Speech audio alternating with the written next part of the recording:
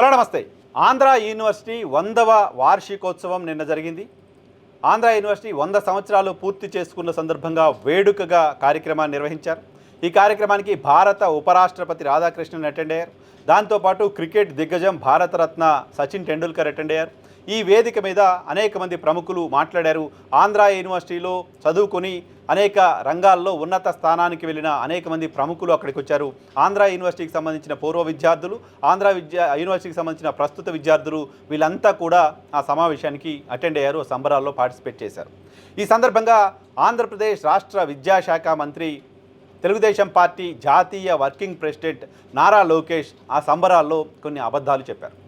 నారా లోకేష్ లాంటి ఒక next generation politician ఇటువంటి మాటలు మాట్లాడకుండా ఉండాల్సింది. విద్యార్థుల సమక్షంలో ఒక యూనివర్సిటీ 100 ఏళ్ళు పూర్తి చేసుకున్న సందర్భంగా జరుగుతున్న సంబరాలలో అబద్ధాలు చెప్పడం ఖచ్చితంగా సరైనది కాదు కదా. పైగా ఆయన అబద్ధాలు చెప్తున్న క్రమంలో అవి అబద్ధాలని అక్కడున్న వాళ్ళతో పాటు రాష్ట్ర ప్రజలందరికీ తెలుసు, ప్రపంచవ్యాప్తంగా ఉన్న తెలుగు వాళ్ళందరికీ తెలుసు నారా లోకేష్ అబద్ధాలు మాట్లాడుతున్నారు అని.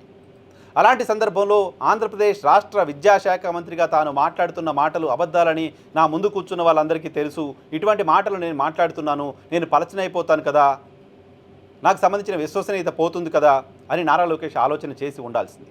ఆయన మాట్లాడిన మాటలు ఏంటో ఒకసారి నేను ఇక్కడ ప్లే చేస్తున్నాను, వినండి.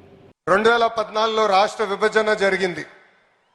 కట్టుబట్టలతో మెడబట్టి మనందరినీ బయటికి గెంటేశారు. రాజధాని ఎక్కడ ఉండాలో చెప్పలేదు.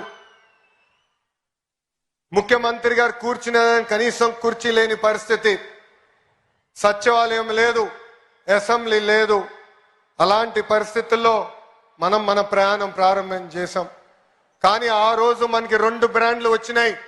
ఒకటి ఆంధ్ర యూనివర్సిటీ, రెండోది మన బ్రాండ్ చంద్రబాబు నాయుడు గారు.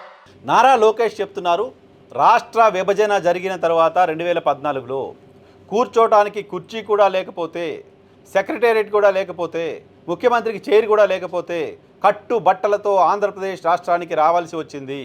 ఆంధ్రప్రదేశ్ రాష్ట్రానికి వచ్చిన సందర్భంగా మనకున్న బ్రాండు చంద్రబాబు, ఆ చంద్రబాబు బ్రాండ్ నేతృత్వంలోనే ఆంధ్రప్రదేశ్ రాష్ట్రాన్ని ముందుకు తీసుకెళ్లే ప్రయత్నం ఆయన చేశామని చెప్పారు. చంద్రబాబుని బ్రాండ్ అని చెప్పుకోవడాన్ని ఎవరు తప్పుపట్టాల్సిన అవసరం లేదు.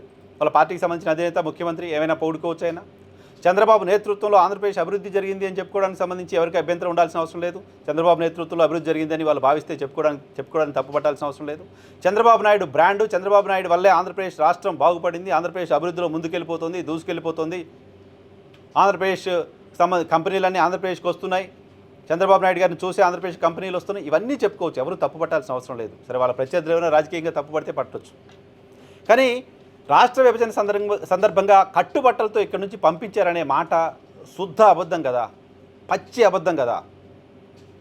ఆంధ్రప్రదేశ్ తెలంగాణ విడిపోయిన తరువాత ఆంధ్రప్రదేశ్ తెలంగాణ ముఖ్యమంత్రులుగా కేసీఆర్, చంద్రబాబు నాయుడు బాధ్యతలు తీసుకున్న తర్వాత సెక్రటేరియట్లో కేసీఆర్కి ఓ ఛాంబర్ ఉంది, సెక్రటేరియట్లో చంద్రబాబు నాయుడు గారికి ఓ ఛాంబర్ ఉంది. సెక్రటేరియట్లో తెలంగాణ మంత్రులకి ఛాంబర్లు ఉన్నాయి, అదే సెక్రటేరియట్లో ఆంధ్రప్రదేశ్ మంత్రులకి ఛాంబర్లు ఉన్నాయి. ఆ మాటకు వస్తే ముఖ్యమంత్రి, మంత్రులు అదే సెక్రటేరియట్ వేదికగా తమ ఛాంబర్లలో పని మొదలుపెట్టారు. వాళ్ళ ఛాంబర్లో వాళ్ళ డిపార్ట్మెంట్కి సంబంధించిన కార్యక్రమాలన్నీ చేసుకున్నారు కొద్ది నెలల పాటు. అంతేకాదు అసెంబ్లీ కూడా సపరేట్గా ఉంది, శాసన మండలి కూడా సపరేట్గా ఉంది. తెలంగాణ రాష్ట్రంలో ఇప్పుడున్న శాసనసభలోనే ఆంధ్రప్రదేశ్ కోసం ప్రత్యేక శాసనసభ హాల్ని ఏర్పాటు చేశారు. ఆ హాల్లో శాసనసభ సమావేశాలు జరిగాయి, శాసన మండలి సమావేశాలు జరిగాయి. ముఖ్యమంత్రికి కుర్చీ ఉంది, ముఖ్యమంత్రికి ఆంధ్రప్రదేశ్ రాష్ట్రానికి ఒక అసెంబ్లీ ఉంది, ఇక్కడ నుంచి పరిపాలన ఉంది. పైగా ఆ పరిపాలన 1 రోజు 2 రోజుల కోసం కాదు, 10 సంవత్సరాల పాటు హైదరాబాదులో కూర్చొని ఆంధ్రప్రదేశ్ ముఖ్యమంత్రి పరిపాలన చేయొచ్చు అని కేంద్ర ప్రభుత్వం చట్టం చేసింది. కేంద్ర ప్రభుత్వం ఒక చట్టం చేసి 10 సంవత్సరాల పాటు హైదరాబాద్ కామన్ క్యాపిటల్గా ఉంటుంది. హైదరాబాద్లో ఉన్న ఆస్తుల్లో, హైదరాబాద్లో ఉన్న బిల్డింగ్స్లో, ప్రభుత్వానికి సంబంధించిన బిల్డింగ్స్లో ఆంధ్రప్రదేశ్ కూడా షేర్ ఉంది, వాటా ఉంది. ఈ 10 సంవత్సరాల పాటు ఆంధ్రప్రదేశ్ ప్రభుత్వం ఈ బిల్డింగ్స్ని, సెక్రటేరియట్ని, అసెంబ్లీని వాడుకోవచ్చు అని పునర్విభజన చట్టం చెప్పింది, కేంద్ర చట్టం చెప్పింది. ఆ మేరకు ఆంధ్రప్రదేశ్ రాష్ట్ర ప్రభుత్వ పరిపాలన హైదరాబాద్ కేంద్రంగా ప్రారంభమైంది నారా లోకేష్ గారు. అటువంటి ఆంధ్రప్రదేశ్ పరిపాలన హైదరాబాద్ నుంచి ప్రారంభమైతే 2024 జూన్ 2 వరకు హైదరాబాద్ కేంద్రంగా ఆంధ్రప్రదేశ్ని పరిపాలించుకునే అవకాశం ఉంటే దీన్ని వదిలేసి కుర్చీ లేని, సెక్రటరేట్ లేని, అసెంబ్లీ లేని ఆంధ్రప్రదేశ్ రాష్ట్రానికి ముఖ్యమంత్రి చంద్రబాబు నాయుడు గారు ఎందుకు వెళ్ళవలసి వచ్చిందో ఆలోచన చేయాలి కదా. ఎందుకు వెళ్ళవలసి వచ్చిందో, ఎందుకు కట్టుబట్టలతో అక్కడికి పోవాల్సిన పరిస్థితి వచ్చిందో మీరు చెప్పకపోయినా ఆ డయాస్ ముందున్న వాళ్ళందరికీ తెలుసు కదా. వాళ్ళందరికీ తెలుసు కదా. ఆంధ్రప్రదేశ్ రాష్ట్ర ముఖ్యమంత్రి హైదరాబాద్ని వదిలి ఆంధ్రప్రదేశ్ రాష్ట్రానికి వెళ్ళడానికి కారణం ఏంటి? వెళ్ళాల్సిన అవసరం ఎందుకు వచ్చింది? వెళ్ళాల్సిన పరిస్థితులు ఎవరు తెచ్చుకున్నారు?